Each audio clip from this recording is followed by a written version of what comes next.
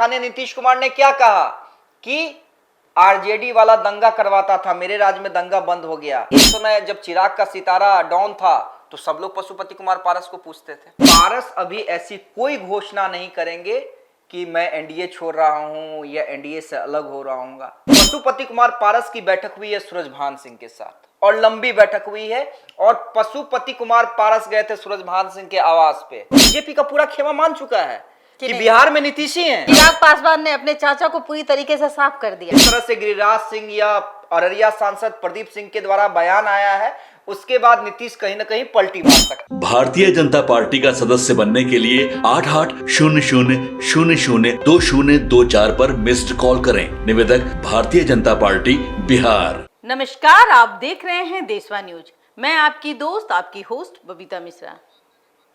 कल एनडीए की बैठक थी, तमाम घटक दल शामिल हुए और एक जिनका नाम पशुपति पारस है, उनको पूछा भी नहीं जाता है, उनको दरकिनार कर दिया जाता है, उनके घटक दल में वो शामिल नहीं होते हैं। इन सब मुद्दे पे बात करने के लिए हमारे साथ अमित झा हैं। आज जानेंगे क्या है, क्या पारस नहीं दिखेंगे एनडीए में या पारस में धूल जम गई है। निश्चित रूप से देखिए बबीता जी, आपने जिस मुद्दे को उठाया है वो बिहार की राजनीति और खासकर एनडीए की राजनीति के लिए काफी मौजूद सवाल है कि पशुपति कुमार पारस या उनकी पार्टी के किसी भी नेता का प्रतिनिधि का ना दिखना नीतीश कुमार की इंपॉर्टेंट बैठक में। देखिए चिराग भी नहीं आए थे, लेकिन चिराग पासवान की पार्टी के दो बड़े नेता, चाहे आप बात करें राजू तिवारी जो प्रदेश अध्यक्ष है और अरुण भारती जो जमुई के सांसद हैं और चिराग पासवान के जीजा है, दोनों बैठक में गए थे। वैसे ही आप देखिए जीतन राम मांझी भी नहीं पहुंचे थे, लेकिन संतोष सुमन जो जीतन राम मांझी के बेटे हैं और बिहार सरकार में मंत्री हैं वो भी गए थे। उपेंद्र कुशवाहा गए थे। आप बीजेपी से देखिए सम्राट चौधरी हो, दिलीप जायसवाल। पहले तो हम ये बता दें कि नीतीश कुमार ने कल जो बैठक बुलाई थी वो बैठक बुलाई क्यों थी, इसके पीछे का मेन एजेंडा क्या था, ये भी लोगों को समझाने की जरूरत है। देखिए ये जो बातें सामने आ रही हैं कि 25 के चुनाव को लेकर नीतीश कुमार ने बैठक की, अरे 25 में तो बहुत दूर, 25 तो बहुत दूर है, अभी 24 है ना। 24 में नीतीश कुमार को बैठक बुलाने की क्यों जरूरत पड़ी? तो इसके पीछे दो कारण हैं और ये लोगों को समझना बहुत जरूरी है और हम शॉर्ट में समझा देते हैं, ज्यादा लंबा इसे नहीं खींचेंगे।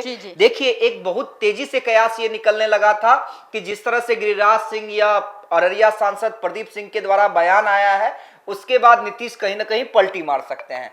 तो लोगों के और कार्यकर्ता कहीं ना कहीं कंफ्यूज थे, उपचुनाव सामने है और एनडीए में जो है जो नीतीश कुमार की पार्टी है वो खुले माहौल में नहीं दिख रही है। तो कहीं ना कहीं नीतीश ने बैठक बुला के सबको आश्वस्त कर दिया, अपने कार्यकर्ताओं को भी मैसेज दे दिया, बीजेपी को भी मैसेज दे दिया, यानी पूरे गठबंधन को कि भैया हम लोग एकजुट है। दूसरा बैठक बुलाने का इंपॉर्टेंट कारण कि ओसामा और हिना साहब जिस तरह से लालू यादव की पार्टी में शामिल हुए हैं, फिर से शामिल हुए हैं, तो देखिए अंदर खाने नीतीश कुमार ने क्या कहा कि आरजेडी वाला दंगा करवाता था, मेरे राज्य में दंगा बंद हो गया, हमने जो मुस्लिम के लिए किया है, अल्पसंख्यक भाइयों के लिए किया है वो उन्हें याद है। तो कहीं ना कहीं अपने जो मुस्लिम वोटर है उन्हें भी मनाने की कोशिश, रिझाने की कोशिश। पशुपति पारस, मैं आऊंगा बबीता जी उस पे कि पशुपति कुमार पारस। देखिए हम बता देते हैं कि निश्चित रूप से नीतीश कुमार की नजर में चिराग पासवान का प्रेशर है और देखिए सब लोग उगते सूरज को प्रणाम करते हैं। क्यों? आपके कहने का मतलब कि पशुपति पारस डूब चुके हैं? देखिए राजनीति में कोई सूरजभान सिंह का क्या होगा? एग्जैक्टली मैं आता हूं उस पॉइंट पे। देखिए राजनीति में होता क्या है ना, आप देखिए कि एक समय जब चिराग का सितारा डाउन था तो सब लोग पशुपति कुमार पारस को पूछते थे। ये राजनीति में होता है, बदला हो गया। हाँ तो बदला अब ठीक है ना, बदला। तो नीतीश कुमार ये मान रहे हैं अब तो ये भी छीना गया, बंगला भी। हाँ अब देखिए, हाँ अब देखिए कोर्ट का क्या फैसला आता है। कोर्ट में वो मैटर है, हालांकि भवन निर्माण विभाग ने तो कह दिया है कि बंगला आपको इतने दिन में खाली करना है, नहीं तो जबरन खाली करवा दिया जाएगा। हालांकि मामला कोर्ट में है, 1-2 दिन में कोर्ट का भी फैसला आ जाएगा। देखिए अब हम बताते हैं, चिराग का प्रेशर है, बीजेपी पे भी है, नीतीश पे भी है और कोई भी चाहता है कि हम जो अभी जिसका सितारा बुलंद हो हम उसको नाराज क्यों करें। तो नीतीश क्यों नाराज करने जाएंगे चिराग को, बीजेपी क्यों नाराज करने जाएगी चिराग को। लेकिन अब पारस क्या करेंगे? सवाल यह है कि पारस की पार्टी के अंदर रणनीति क्या चल रही है, इसका बड़ा खुलासा हम करने जा रहे हैं। देखिए मेरे पास जो जानकारी है और एक्सक्लूसिव जानकारी है कि पारस अभी ऐसी कोई घोषणा नहीं करेंगे कि मैं एनडीए छोड़ रहा हूं या एनडीए से अलग हो रहा हूं। पारस पहले अपने आप को मजबूत, देखिए बड़ी बैठक हुई है पशुपति कुमार पारस, जो मेरे सोर्स बता रहे हैं, और बबीता जी आप जानती हैं कि मेरे सोर्स कहीं ना कहीं ऑथेंटिक होते हैं हर पार्टियों में। तो पशुपति कुमार पारस की बैठक हुई है सूरजभान सिंह के साथ, और लंबी बैठक हुई है, और पशुपति कुमार पारस गए थे सूरजभान सिंह के आवास पे बैठक करने के लिए, ये भी हम लोगों को बता दें। ये तो बड़ी बात बोल रहे हैं आप। जी, एक खाका तैयार हुआ है कि पहले हम अपने आप को मजबूत करेंगे, भीख नहीं मांगेंगे, भीख किसी से अब नहीं मांगेंगे, ना एनडीए से मांगेंगे ना इंडिया गठबंधन से मांगेंगे। हमारी पार्टी को आज कोई नहीं पूछ रहा है तो इसमें हमारी गलती है।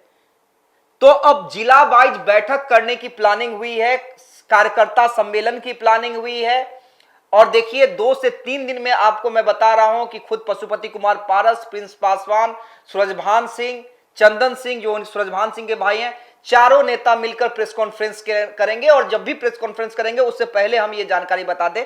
और खुद को जो देखिए एक जमीन तो खो गई है, इसमें से कोई इनकार नहीं है। पशुपति जमीन छीन लिया चिराग पासवान हाँ, ने। जमीन छीनी हुई है। आपने मेहनत नहीं की है लोकसभा चुनाव के बाद, कोई भी उस स्तर की बैठक नहीं की है। आपके जो कार्यकर्ता हैं, जो आपके पार्टी के साथ जुड़े हुए हैं, कहीं ना कहीं उन्हें ये नहीं समझ में आ रहा है कि हमारी पार्टी का होगा क्या।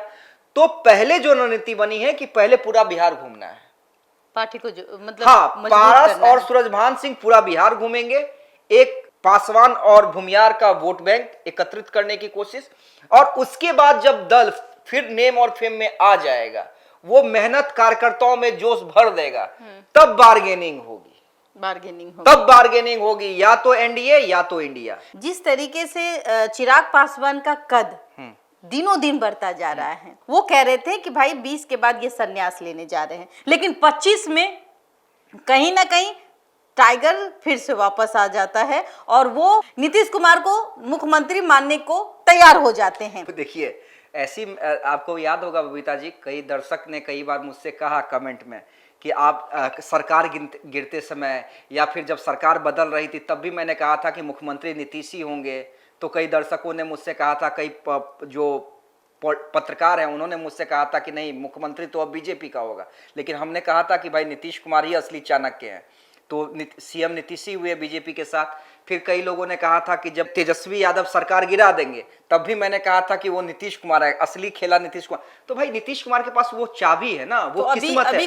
आपका कहना है कि चिराग पासवान अभी मुख्यमंत्री के पद से बहुत कोसों दूर है। बिल्कुल बिल्कुल, न सिर्फ चिराग पासवान दूर है, बल्कि बिहार बीजेपी में भी अगर कुछ नेता सपना संजोए हुए हैं तो उन्होंने अपने आप को और कोसों दूर कर लिया है। आप सुनिए ना भाई, जब से लोकसभा का रिजल्ट आया, बात बोल रहे हैं, जब से लोकसभा का रिजल्ट आया बबीता जी, तब से देखिए सम्राट चौधरी, भाई नीतीश का नेतृत्व, एक बार उन्होंने मुरट्ठा बांधा भाई था। सम्राट ने ये कहा था कि जब तक नीतीश कुमार को उस कुर्सी से हटा नहीं देंगे तब तक हम अपना मुरट्ठा नहीं खोलेंगे। लेकिन वो ऑपोजिशन में थे। अब जब सरकार में जैसी आए, जैसी लोकसभा का रिजल्ट आया, यानी अब नीतीश की जरूरत नरेंद्र मोदी को है। आप सम्राट चौधरी का सूट देख लीजिए, नीतीश का नेतृत्व, नीतीश का नेतृत्व, नीतीश का नेतृत्व। आज कल दिलीप जायसवाल के आप बयान को सुन लीजिए बैठक से पहले, हमारे आदरणीय, हमारे मुखिया, हमारे गार्जियन। तो बीजेपी का पूरा खेमा मान चुका है कि बिहार में नीतीश ही हैं। 25 में नीतीश ही हैं, फिर से नीतीश, 25 में फिर से नीतीश। और चिराग पासवान भी कह चुके हैं कि भाई नीतीश अच्छा काम कर रहे हैं, क्योंकि देखिए चिराग अभी वैसा कोई काम नहीं करेंगे जिससे उनका मोदी से दुराव, अलगाव हो जाए। ये मान लीजिए, क्योंकि ठीक है ना, कभी कभी प्रेशर बना देते हैं अपने वोट बैंक के लिए, नरेंद्र मोदी भी मान जाते हैं। ये कहते हैं ना कि कहीं खुशी कहीं गम। हाँ ठीक है, चिराग पासवान ने अपने चाचा को पूरी तरीके से साफ कर दिया। अब चाचा साफ होते हैं कि नहीं होते हैं ये तो सब कुछ जनता तय करती है। हर जगह देखिए हर जगह एक बबीता जी, मैं सिर्फ एक चीज जानता हूँ, राजनीति में सिक्का कब किसका बुलंद हो जाए, कब किसके सितारे डाउन हो जाए, ये सब कुछ जनता तय करती है। कहाँ पशुपति पारस चूक गए? मेहनत नहीं की है उन्होंने। अच्छा, जनता के बीच नहीं गए, और आप जनता के बीच में नहीं जाएगा। अच्छा बताइए, साल भर हम एग्जाम की तैयारी नहीं करेंगे तो कैसे पास हो जाएंगे? फेल हो जाएंगे। इसका फायदा कौन उठाया? उसका फायदा चिराग ने उठाया। लेकिन अब फिर से जा रहे हैं ना, फिर से जनता जनार्दन के पास जा रहे हैं। अब उनकी स्वीकार्यता कितनी जनता के बीच में होती है वो तो जनता डिसाइड करेगी ना। आपने और पूरे प्रेस ने देखा जिस तरीके से लगता है कि क्या सच में 225 सीट एनडीए गठबंधन को मिल जाएगी? उम्मीद कम आशा ज्यादा। अच्छा 225, मैं क्या कर 225 की बात कर रहे थे कि 225, कोई 20 और एक ने कहा सिर्फ 20। क्या लगता है 20 या 225? मैं क्या कर रहा हूँ कि उम्मीद कम आशा ज्यादा वाली बात है। तो आप कितना यही कितना सीट देना 400 पार वाला नारा जैसे नरेंद्र मोदी का पूरा नहीं हुआ, वैसे नीतीश कुमार का पूरा नहीं होगा, एनडीए गठबंधन का पूरा नहीं होगा। देखिए लड़ाई अब इतनी टफ नहीं रह गई है। एनडीए ने टारगेट बड़ा रखा है, इसलिए रखा है, एक होता नहीं है जब विद्यार्थी जो है वो कहता है कि हम 100 में से 99 ले आएंगे, 95 ले, टारगेट बड़ा रखता है कि कम से कम पासिंग मार्क तो ले आए, 60 भी तो ले आए। वैसे ही टारगेट बड़ा रखा गया है कि कम से कम इतना तो बहुमत ले आए कि फिर से सरकार बन जाए। 243 सीट है, इसलिए मैं कह रहा हूं ये संभव नहीं है। अगर नहीं संभव है, नहीं संभव है आज एकदम कह रहे हैं। हाँ बिल्कुल, आज की परिस्थिति में संभव नहीं है। हाँ, अब इसको लेके टारगेट कोई भी पार्टी बड़ा रखती है। अब आरजेडी नहीं कहेगी कि भाई हम अकेले दम पे सरकार बना लेंगे। टारगेट आप जब तक बड़ा नहीं रखिएगा, जब तक आप सरकार बनाने के लिए तो मात्र 122 सीट होनी चाहिए। मैं क्या कह रहा हूं अभी तो इन्होंने कहा 122 नहीं, 225। हाँ 225 की बात कही। वही मैं कह रहा हूं, टारगेट इतना बड़ा रखो कि कम से कम 122 आ जाए। अच्छा, मतलब हाँ, ये कहने का मतलब है कार्यकर्ताओं में उत्साह इतना भर दो। युवा जो है, जिन्होंने लालू काल को नहीं देखा है, जिन्होंने नीतीश काल को नहीं देखा है, तो वो तो मानेंगे ना कि भाई अब नहीं, कब तक आप लालू काल और नीतीश काल के बारे में बात करेंगे? अब हम बहुत आगे आ चुके हैं। वही मैं कह रहा हूं बबीता जी कि देखिए, जिन्होंने लालू काल को नहीं देखा है, सिर्फ नीतीश को बतौर मुख्यमंत्री देखा है, तो ये तो मानेंगे। युवा कहते हैं कि भाई बहुत हो गया, आप किसी दूसरे को मौका दो। तो उनके बीच में कि नीतीश कुमार ने क्या क्या काम किए हैं, पहले का काल किया था, अब नीतीश कुमार ने किस तरह से बिहार को आगे ले गए हैं, तो हर पार्टी अपने काम को जनता के बीच में ले जाती है, वही एनडीए करेगी।